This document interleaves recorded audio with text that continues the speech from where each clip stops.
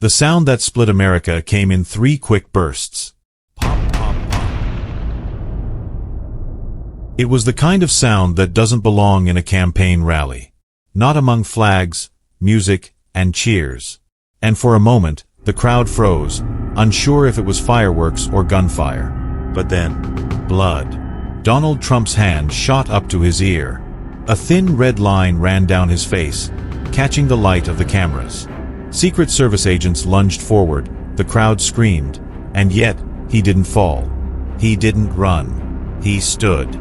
He turned toward the people, toward the panic, and raised his fist. Fight. Fight. That image, captured in a fraction of a second, would echo around the world.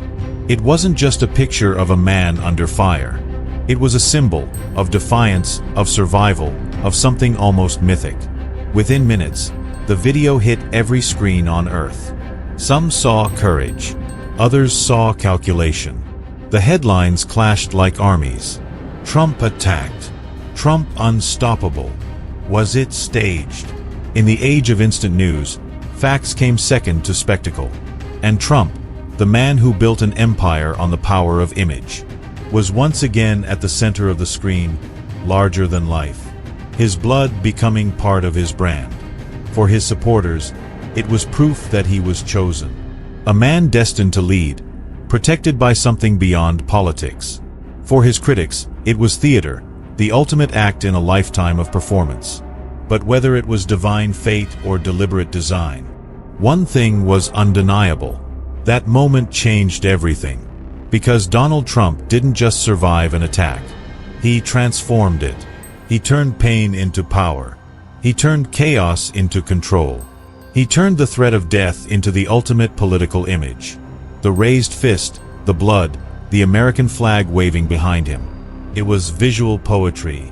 And Trump, consciously or not, had just given the world one of the most iconic political images in modern history. The world had seen leaders survive attacks before. Reagan, Bolsonaro, even JFK, in the moments before tragedy. But this felt different. This felt scripted by destiny, or maybe by decades of experience in front of the camera.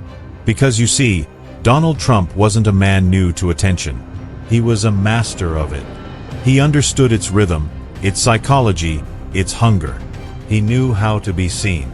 For half a century, he had lived inside the spectacle, building towers that touched the sky, fighting public feuds that filled tabloids, turning his name into a symbol that sold everything from casinos to politics.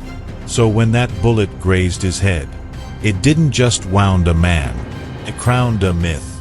And somewhere between the panic and the applause, a new chapter of American history began. One where power wasn't measured by policies or votes, but by perception. Because the truth is, in the world we live in now, what happens matters far less than how it looks. And Donald Trump, whether by instinct or intention, had just reminded everyone that he was still the greatest showman on earth. So tonight, we're not just telling the story of an assassination attempt. We're telling the story of how one man turned reality into performance, and performance into power. To understand the spectacle that made Trump untouchable, we have to go back to where it all began. New York City, 1946. Donald John Trump was born in Queens, New York, on June 14, 1946. He wasn't born into fame, he was born into ambition. His father, Fred Trump, was a real estate tycoon with a single obsession: winning. To him, life was war, and everyone else was competition. Fred taught his son that the world was divided into 2 kinds of people: killers and losers. Kindness was weakness. Failure was shame. And success, no matter how it was achieved, was the only thing that mattered. As a boy, Donald was rebellious, loud, and often violent. His teachers couldn't control him. At 13, his parents sent him to a military academy, hoping the discipline would fix him. Instead, it sharpened him. Trump learned that power wasn't given, it was taken. By the time he graduated, he was already dreaming of skyscrapers taller than anyone else's. And when he looked at Manhattan's skyline, he didn't just see buildings. He saw billboards for power. After studying at Wharton, one of the most prestigious business schools in America, Donald joined his father's company. But he didn't want to be just another businessman. He wanted to be a name. He renamed the company the Trump Organization, and with that move, turned a family business into a personal brand. Soon, the word Trump wasn't just a name, it was a statement. Trump Tower, Trump Plaza, Trump Casino, Trump everything. It was never about real estate. It was about attention. And Trump knew that controversy sold faster than perfection. When the Justice Department accused his company of racial discrimination in housing, Trump didn't apologize. He fought loudly, publicly, and relentlessly. And every headline made him more famous. Behind the scenes, one man helped shape Trump's ruthless style, Roy Cohn. Cohn, a lawyer known for his brutal tactics, taught Trump 3 golden rules. Never admit defeat. Attack twice as hard. Control the narrative. It was the foundation of what would later make Trump untouchable. But it also birthed something much bigger, the beginning of the Trump myth. Long before Trump took the stage, a man named Guy Debord warned the world. He said we were drifting toward a new kind of civilization. Not one ruled by kings or soldiers, but by images. A civilization where truth would dissolve beneath the glow of the screen, and where every human experience, love, war, politics, even rebellion, would be filtered, packaged, and sold as a product. He called it the society of the spectacle. In the society of the spectacle, nothing is experienced directly anymore. We don't live events. We watch them. We don't feel reality. We consume it. And the camera, it doesn't just record the world. It creates it. Every click, every post, every viral moment isn't just a reflection, it's construction. The spectacle replaces truth with appearance, and appearance becomes the new truth. By the time Trump entered the political arena, the spectacle was already everywhere. Reality TV had blurred the line between authenticity and performance. Social media had turned everyone into both audience and actor. News had become entertainment, and entertainment had become politics. Trump didn't invent this world. He understood it. Instinctively. Completely. He was its natural-born citizen. In the spectacle, visibility is power. It doesn't matter why they're talking about you, only that they are. The camera rewards those who refuse to look away, and punishes those who fade into silence. And Trump, he never looked away. He stared straight into the lens, and the lens stared back. It needed him as much as he needed it. Think about it. For decades, he fed the machine. Tabloid headlines, feuds, interviews, cameos, reality shows. He was both the actor and the narrative, both the image and the audience. He was everywhere. And that's how the spectacle works. It consumes everything, even the people who try to resist it. It doesn't destroy opposition. It absorbs it. Every insult, every scandal, every accusation. They didn't weaken him. They fed the image. Because in a society addicted to outrage, attention is the new oxygen. And Trump could breathe forever. By the time he entered politics, America wasn't choosing between politicians anymore. It was choosing between shows, between characters. Policy no longer mattered as much as performance. Truth no longer mattered as much as emotion. And the candidate who could command the most emotion, fear, anger, loyalty, chaos, was the one who would win. Trump didn't bring that system. He revealed it. He was the perfect mirror of a culture that had already turned itself into an audience. Guy Debord once wrote, "In a world which really is upside down, the true is a moment of the false." That's exactly what happened. The more unreal the image became, the more people believed in it. The more exaggerated his persona, the more authentic it seemed. Because in a world drowning in noise, extremes feel like truth. The society of the spectacle feeds on contradiction. It thrives on the impossible mix of sincerity and showmanship. And Trump, more than anyone, mastered that language. He could speak directly to the screen. Unfiltered, unpredictable, raw. And the world couldn't look away. His every move was content. His every silence was a headline. His existence itself became the algorithm's favorite story. And that's the secret nobody wants to admit. Trump didn't manipulate the media. The media needed him. He became its oxygen, its fuel, its main character. The spectacle doesn't have heroes or villains. It only has protagonists, those who command attention. And Trump understood the modern truth. It's better to be infamous than invisible, because invisibility is death in the age of the feed. And so, through controversy, scandal, and endless coverage, he achieved what every empire of the image seeks: immortality through repetition. The man became a brand. The brand became a myth. And the myth became a movement. In the society of the spectacle, power doesn't speak softly. It doesn't hide behind institutions or traditions. It screams. It performs. It captures the frame. Trump did what no politician had ever done so completely. He turned democracy itself into a reality show. And the audience kept watching. Before there was the White House, there was the stage. Before the podium and the campaign rallies, there were cameras, lights, and scripts. Donald Trump didn't become a politician first. He became a character. And long before anyone chanted, "Make America Great Again," millions of Americans already knew that character. The sharp suit, the pointed finger, the unblinking stare, and the line that made him a global icon: "You're fired." In the late 1990s, Trump's business empire was drowning. Multiple bankruptcies, failed casinos, debts piling high. For most tycoons, that would have been the end. But Trump had something they didn't: a talent for survival through visibility. He understood that when people stop talking about you, you disappear. And Trump, he refused to vanish. So he did what he always did best. He turned his downfall into a storyline. He started showing up on talk shows again, calling into radio stations, teasing new projects, reminding the world he was still Trump. And then, in 2004, came the show that would change everything: The Apprentice. When The Apprentice premiered, it wasn't just another reality show. It was a masterclass in power theater. Week after week, contestants battled for Trump's approval.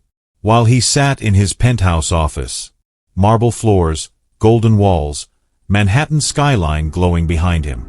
He didn't need special effects. He was the special effect. The boardroom became a stage. The contestants became props. And Trump became the symbol of absolute authority. He was decisive. He was unpredictable. He was television gold. Every camera angle, every pause, every raised eyebrow. It was performance, precision, and control. Millions watched him judge others, and in doing so, they subconsciously learned to see him as the man who decides. That's what The Apprentice did. It turned Trump into a cultural archetype. Not a businessman, but the boss. But what most people didn't see was how deeply Trump studied his own image. He would personally edit episodes, adjusting how he appeared on screen. He learned pacing, tone, storytelling.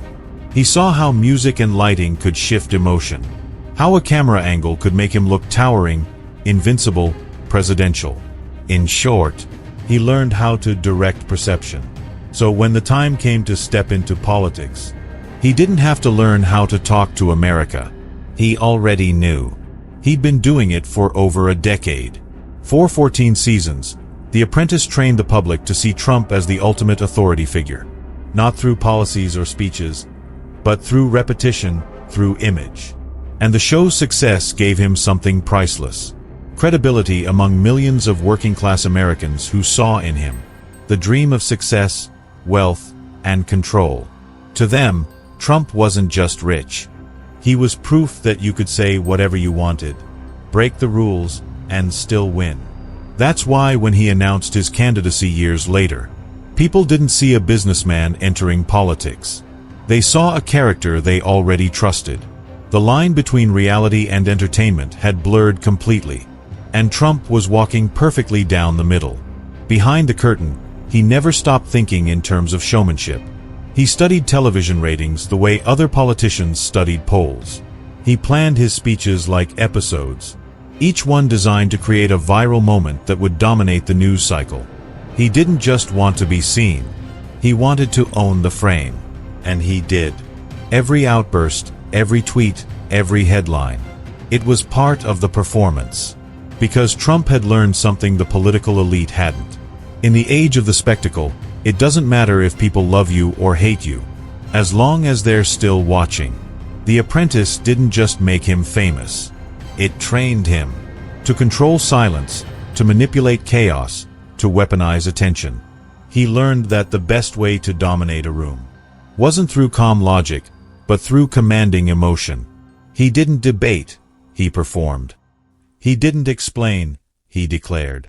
And when he entered politics, he simply took that same formula and replaced the word boardroom with country. When you look closely, his entire presidency was built like a season of television. Each scandal, each press conference, each late-night tweet, a new episode. Each rival, a new antagonist. Each rally, a live performance. And no matter what happened, the audience, the nation, the world, couldn't look away. Because Trump wasn't trying to control Washington. He was controlling the narrative. He knew the cameras were his true allies. And as long as they followed him, the story, his story, would never end. That's the power of the showman president. He turned politics into entertainment, and entertainment into a new form of power. Not through ideology, but through image. Not through policy, but through performance. He understood that in a world where truth competes with virality, the person who commands attention commands reality. And Trump, more than anyone else alive, knew exactly how to do that. For decades, Donald Trump had played one kind of game, the game of visibility. He understood that fame wasn't about wealth or talent. It was about attention. But politics, that was a different arena. A place where words carried weight, where mistakes destroyed legacies, and where power came from persuasion, not spectacle. Or so everyone thought. When Trump descended the golden escalator in 2015, it wasn't just a campaign launch. It was a declaration of war. A challenge to everything politics believed about itself. He wasn't supposed to belong there. He wasn't groomed for it, trained for it, or invited into it. He crashed through the gates of the establishment, like a showman walking into a temple. And that was his genius. He didn't come to join the system. He came to turn it into a stage. The gamble was enormous. Because Trump wasn't just risking money or reputation. He was risking control. For the first time in his life, the narrative wouldn't belong entirely to him. The political world had rules. And those rules were written by people who despised everything he stood for. But Trump had something they didn't. He had mastered the pulse of the crowd. He knew how to turn outrage into oxygen. He knew that in the modern age, the louder the scandal, the stronger the signal. And so he did what every gambler must eventually do. He went all in.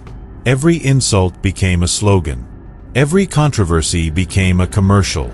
Every attack became proof of persecution. He weaponized his flaws. He sold his chaos as authenticity. And the more the system rejected him, the more his followers saw him as chosen. It was no longer politics. It was performance art powered by resentment. To his critics, it looked suicidal. A kamikaze mission of ego and recklessness. But to Trump, it was strategy. Because he knew one truth no one else in Washington seemed to understand. In the digital age, attention beats approval. Approval is fragile. It depends on rules. Attention is eternal. It feeds on emotion. He didn't need everyone to love him. He just needed everyone to look at him. That's the core of the gamble. To play a game where losing decorum means winning devotion. Where every scandal is secretly a campaign ad. Where every insult from the media becomes a medal of rebellion. And when he walked on stage, he didn't sound like a politician. He sounded like a man who had broken free from the script. That was the appeal. He spoke the language of a frustrated nation, unfiltered and theatrical. He turned anger into applause, division into fuel, politics into prime-time television. But beneath the show, there was calculation. Every dramatic pause, every nickname, every staged conflict. It was performance built on instinct, an understanding that in an age of saturation, the only sin is being boring. Trump's political gamble wasn't about policy. It was about presence. He wasn't running to lead the system. He was running to dominate its attention. And that's exactly what he did. By the time the media realized what was happening, it was too late. They had made him. Every headline, every clip, every outrage. It all amplified the myth. They mocked him, dissected him, but they couldn't stop showing him. And that's all he ever needed. Because Trump wasn't fighting the media. He was feeding it. And the more they tried to tear him down, the taller he grew in the eyes of those who felt unseen. In politics, most people bet on policy. Trump bet on emotion. And emotion, once ignited, doesn't follow logic. It follows story. It follows spectacle. And that was the gamble. To turn politics itself into a reality show so gripping, no one could look away. Some said he was reckless. Some said he was lucky. But maybe he was neither. Maybe he simply understood that in the 21st century, the line between politics and entertainment no longer exists. Maybe the gamble wasn't a risk. Maybe it was inevitability. Because Trump didn't invent the game. He just saw it for what it really was. And while everyone else played by the old rules, he rewrote them live, on camera, with the world watching.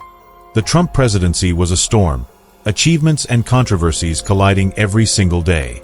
Under his watch, unemployment hit record lows, the stock market soared, and the middle class saw real income gains. But his critics saw something else: division, anger, and constant conflict.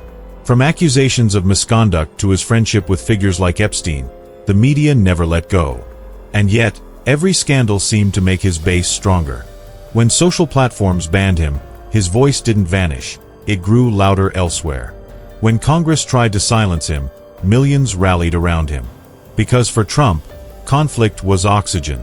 And as long as the cameras kept rolling, the show went on. It happened in a heartbeat. A flash of light, a single crack of sound. And suddenly, the man who had built his life on spectacle was living inside the most powerful one of all. The crowd screamed. Cameras jolted. Secret Service lunged forward. And somewhere, in that chaos, a myth was born. Because the moment the bullet grazed Trump's ear, it stopped being just an attack. It became a story. In politics, most men are made by their victories. But the legends, they are forged by their survival. When the blood ran down his cheek, when he raised his fist instead of falling, something primal shifted in the crowd. In that instant, he wasn't just a politician anymore. He became a symbol, a survivor, a chosen one, a man protected by God. The images spread faster than truth ever could. Within seconds, the shot became prophecy. Within minutes, it was destiny, was history. You see, in the age of the spectacle, nothing is truly real until it's been seen. The wound had to bleed. The camera had to capture. The moment had to repeat, over and over, until it transcended fact. The bullet didn't just miss his head. It crowned him. It transformed him from a man accused, mocked, and polarizing, into a figure of almost supernatural resilience. The survivor of divine intent. the man who cannot be stopped. And that's the paradox of modern myth-making. Suffering no longer weakens the powerful. It sanctifies them. The more they bleed, the stronger their image becomes. Every frame from that rally became scripture for his followers. The raised fist, the new blessing. The blood, the new baptism. The silence after the shot, the rebirth. It's no coincidence that religious imagery flooded social media. Angels, crosses, flames. Trump cast not as a politician, but as a messianic figure. The bullet gave him something no campaign ever could. A moment of transcendence. The kind of moment you can't buy, can't script, but once it happens, you can never take it back. For his critics, it was a spectacle of manipulation. A performance so perfect it felt planned. For his supporters, it was proof. Proof that he was chosen, that fate itself had intervened. And that's how myths work. They don't need to be proven. They just need to feel true. The image becomes stronger than the evidence. The emotion stronger than the logic. The spectacle stronger than the story itself. Some say the bullet nearly ended him. But what if it did the opposite? What if it completed him? Because before that moment, Trump was controversial. After it, he was inevitable. The blood sealed his legend. It blurred the line between man and symbol, between victim and victor, between reality and narrative, and whether by chance or destiny. That day, Donald Trump became something larger than politics. He became the embodiment of the modern myth. A man transformed by spectacle, immortalized by danger, and reborn through the lens. In another era, myths were written by poets. Today, they're written by cameras. And the day the bullet flew, those cameras didn't just record history, they created it. The world didn't go quiet when the smoke cleared. It didn't pause to ask what really happened that day, who fired the shot, or why. It did what it always does now. It watched. It replayed. It reacted. Millions of screens lit up at once. Phones, tablets, TVs, all feeding on the same image. Donald Trump, blood on his face, fist in the air, flag behind him. Within hours, it was already more than news. It was symbol. Within days, it was myth. And that's the world we live in now. A world where moments don't just happen. They're packaged, replayed, reinterpreted, until they stop being real and start becoming stories. Trump didn't create that world. He simply mastered it. Half a century ago, the French thinker Guy Debord warned us this would happen. He said we were entering the society of the spectacle. A place where reality would fade behind a wall of images, where truth would no longer matter as much as visibility, and where the line between performance and life would dissolve completely. Sound familiar? Trump was the first to turn that theory into practice, not as an accident, but as an instinct. He understood that the camera doesn't just record reality, it creates it. Every scandal, every accusation, every breaking news headline, each one fed the cycle. Each one strengthened the myth. Because in the world of spectacle, being seen is more important than being right. And Trump made sure he was always seen. Look closely, and you'll realize. Trump's true empire was never built from steel or glass. It wasn't his towers, or casinos, or golf courses. It was something far more powerful, and far more permanent. It was attention. Attention became his currency, his weapon, his shield. It made him bulletproof, not in flesh, but in influence. Because when everything becomes a show, the best performer becomes king. You can hate him, you can worship him, but you cannot ignore him. And that's the essence of power in our time.